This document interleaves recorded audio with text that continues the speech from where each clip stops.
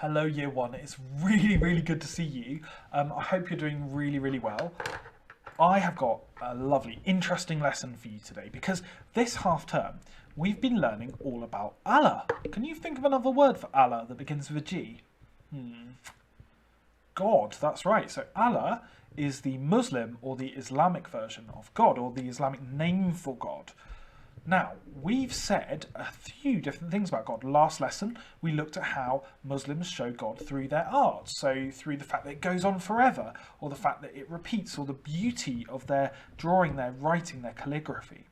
And we've said that Allah, Muslims believe that Allah created the world and made it out of all the seven piles of dirt and things like that.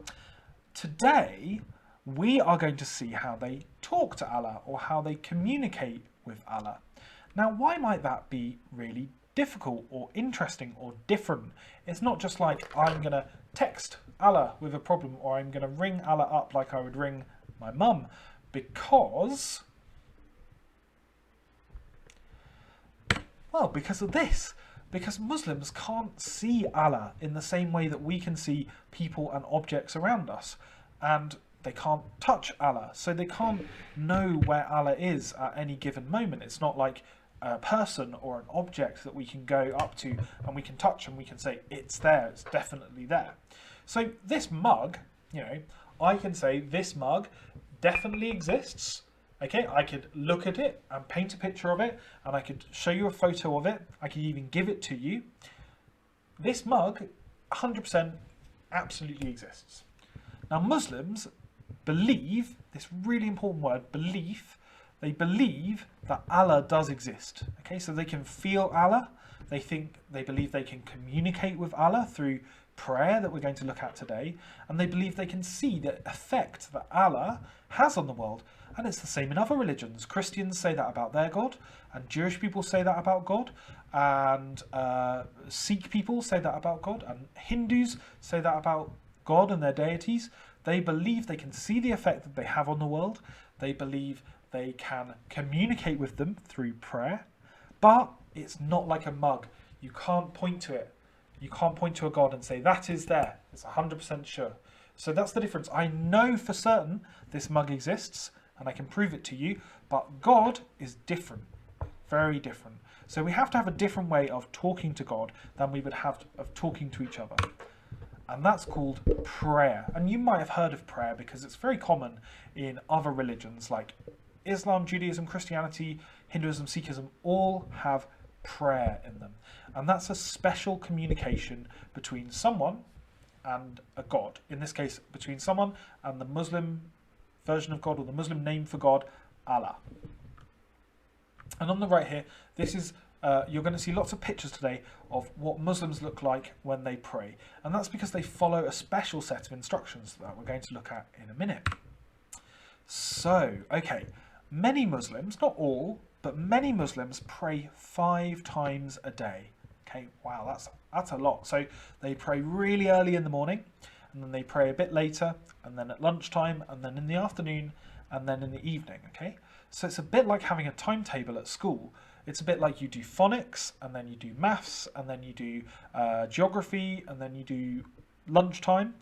Well, they will have a set time every day that they put aside for praying. So if they were working, they stop working and they get ready to pray. If they're at school, they might pray during their lunch break, or they might go out in the afternoon to pray.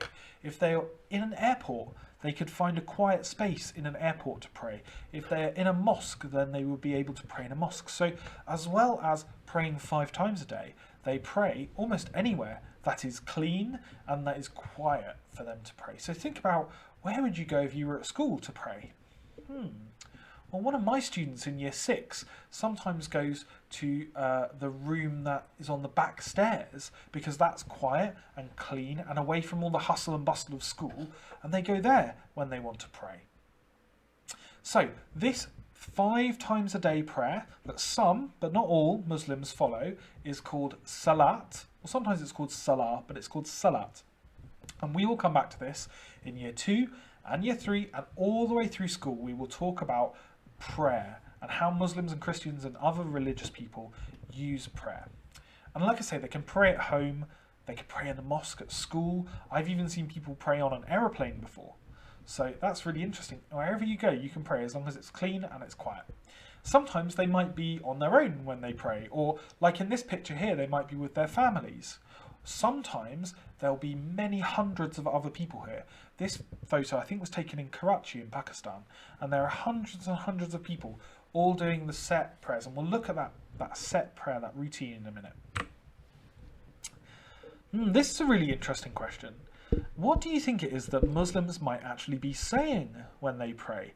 Now, they follow a set series of words. They use what are called surahs from the Quran.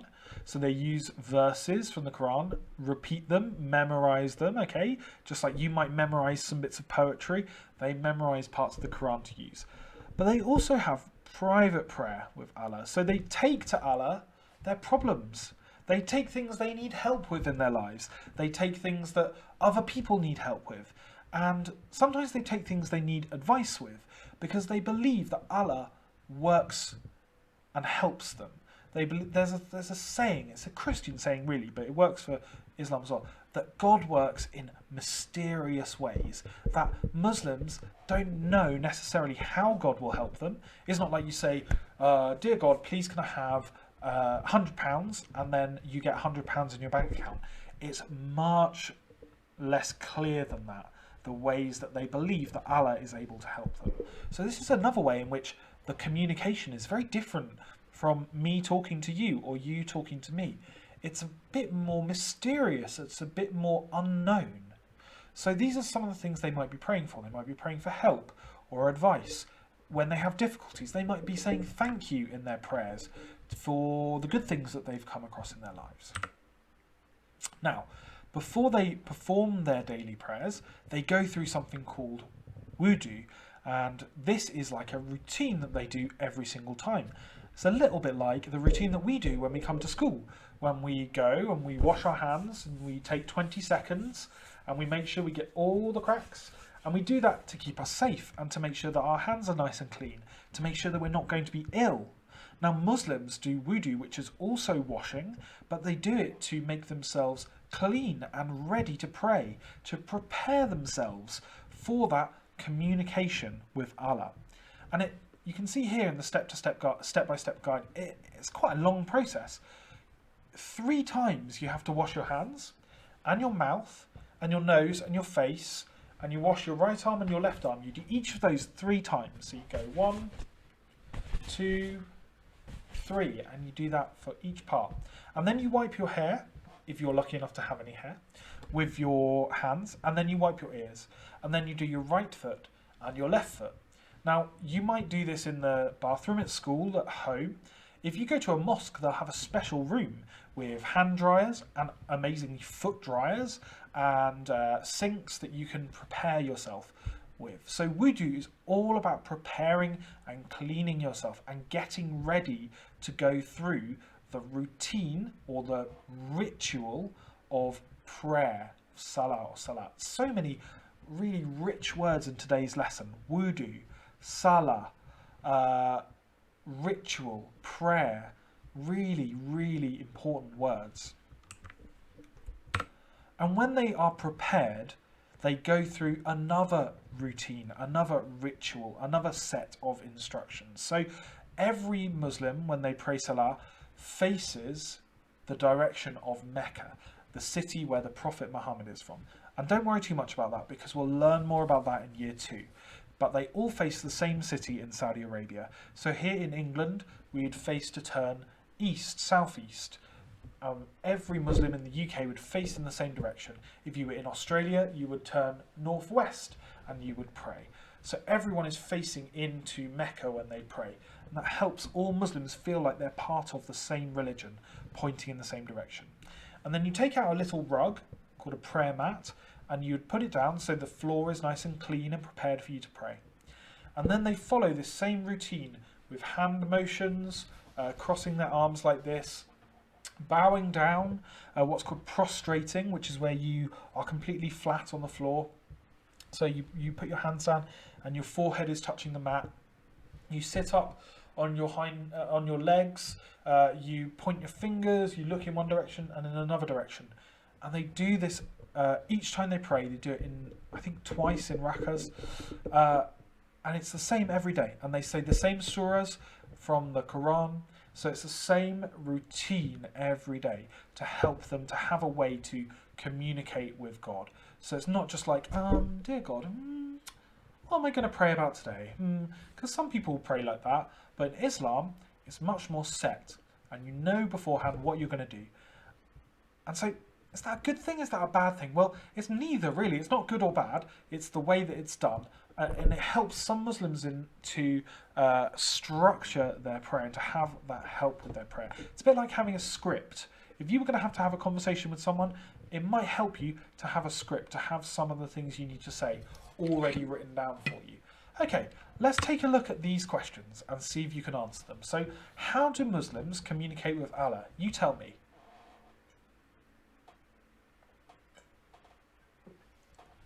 Okay, so through prayer, or you might have used the word salah, so through prayer 5 times a day sometimes, also called salah, they communicate with Allah. I've just answered the next question. How many times a day do they perform salah? 5 times a day. Now that's not every single Muslim. Some Muslims might choose to go through periods where they do it 5 times a day and then they don't. Some Muslims do that during the month of Ramadan. They just do 5 times a day in Ramadan. Some Muslims might just pray on a Friday at mosque. They might just pray once a day or once a week. They might pray in a less structured way. They might not follow the whole routine. Totally depends on who you are. But there is this set idea that lots and lots and lots of Muslims in the world pray salah 5 times a day. Now this is a really interesting question. Why do you think it helps to have the same routine and words every day? What do you think? I think it really helps because you know ahead what you're doing. You don't have to worry about it. You make yourself really comfortable when you're doing it. You know what's going to happen. You're familiar with it. By the time you're 25, you've probably done it hundreds, if not thousands of times. And so it's not a stress or a worry in your life. It's a place where you can take what you need to Allah. That's my feelings about why it might help. But I don't actually perform salah because I'm not a Muslim. So maybe we might be better off asking a real life Muslim about why it helps to have the same routines every day. Okay, well, that's prayer. And that was a lot. There's so many words in that lesson. The word salah, the word Allah, the word prayer and wudu and routine and ritual. Lots of new words to get our heads around. But we will come back to these again and again in year 1 and year 2 and year 3 and year 4. So don't worry. But you've done amazingly well. You're doing so well this half term. And it's really nice to talk to you about these interesting things. Hope you have a lovely day. And I will speak to you next week. Goodbye, you one. See you later.